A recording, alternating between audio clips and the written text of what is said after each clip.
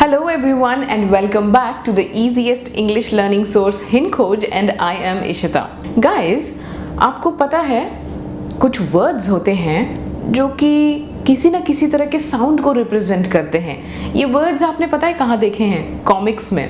चाचा चौधरी की कॉमिक्स तो आपने पढ़ी ही होगी। सो वहाँ पे अक्सर क्या होता था, जब लड़ाई हो रही होती थी साबू और राका के बीच में, तो वहाँ धूम धड़ाक ऐसी आवाज़ें लिखी होती थी। तो वो आवाज़ क्या रिप्रेजेंट करती थी कि लोगों में लड़ाई हो रही है, राइट? सो आज हम इंग्लिश में ऐसे ही कुछ वर्ड्स देखेंगे जो साउंड को रिप्रेजेंट करते हैं और इन वर्ड्स को कहा जाता है ओनोमैटोपिया वर्ड्स। तो इसको स्टार्ट करेंगे, बट मैं बता दूं कि आज बहुत ही इंटरेस्टिंग ट्रिविया है आपके लिए at the end of the lesson. So stay tuned with me till the end. Now let's start the onomatopoeia words.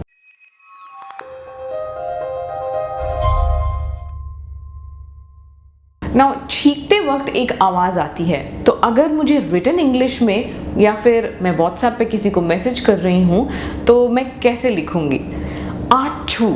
Now there is a word ACHOO। ये आछू मीन्स कि जो साउंड निकलती है while sneezing. Now next word BAA, baa. बा, now बकरी या फिर भेड़ की आवाज़ सुनी है आपने? बा ऐसे आवाज़ आती है ना। अगर आपको भेड़ या बकरियों के साउंड को बताना है इन इंग्लिश तो आप बा भी यूज़ कर सकते हैं। Now beep. बीप साउंड आप हॉर्न के लिए करते हैं या फिर मशीन से कभी बीप साउंड आती है तो वहाँ बताने के लिए you can say there is a beep sound coming from the mic, right? अगर कोई आवाज़ बहुत ज़्यादा गूंज रही है तो आप कह सकते हैं बोइंग, BOING। अब ये देखिए, यहाँ एक सांप है, तो अगर मुझे सांप की आवाज़ आ रही है, जैसे वो हिसिंग साउंड कहते हैं, तो हिंदी में सिसकारना या फुफकारना को हिस कहते हैं। अब कोई बहुत भारी चीज़ अगर एकदम से गिरी फर्श पे तो आवाज़ आएगी ज़ोरों की, उस आवाज़ को आप थड कहते हैं। और अगर बहुत सारी मधुमक्खियाँ हों तो क्या साउंड आती है गाइज? तो इसे हम बज साउंड कहते हैं। कोई मशीन खराब हो जाती है तो वो कैसे घर घर करके आवाज़ करती है? घ्र घ्र घ्र ऐसे आवाज़ आती है। या फिर कोई मोटर बाइक स्टार्ट होती है तो आवाज़ आती है, या कार, तो ऐसे साउंड को हम चग कहते हैं। अगर मैंने एक पेपर लिया और पेपर को एकदम मोड़ कर उसका बॉल बनाया, तो हम बचपन में ऐसे खेलते थे ना, क्लासरूम में स्पेशली, कॉपी से एक शीट निकाली, बॉल बनाया और खेलना स्टार्ट। तो आपने उस पेपर को क्या किया है? क्रिंकल। तो आई क्रिंकल द पेपर। वहाँ एक साउंड आती है जब आप पेपर को मोड़ते हैं, दैट इज क्रिंकल। बड़े से घड़ी में से एक आवाज़ आती है, इस आवाज़ को टिकटॉक कहते हैं। टिकटॉक के वीडियोस तो बहुत फेमस हैं, बट जो साउंड बड़े से क्लॉक से आती है या फिर कई बार छोटे क्लॉक से भी आती है, उसे हम टिकटॉक साउंड कहते हैं।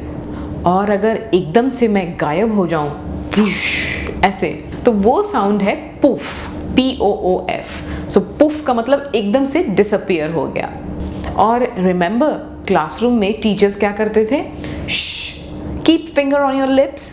तो ये this is sound, SHUSH, shush sound है ये। याद रखिएगा गाइज, ये सारे साउंड्स, इनको आप याद कर सकते हैं और जब आपको कुछ ऐसा बताना हो तो आप यूज़ कर सकते हैं कॉन्वर्सेशन में, साथ ही रिटन इंग्लिश में भी आप इनका प्रयोग कर सकते हैं। I hope you liked it. Now it's time for some trivia guys.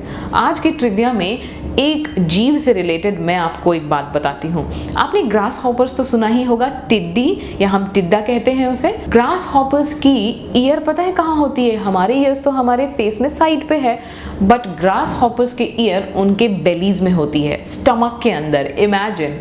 So this was the fact और trivia for today. Thank you so much for watching the video guys. I hope you liked the video and the trivia.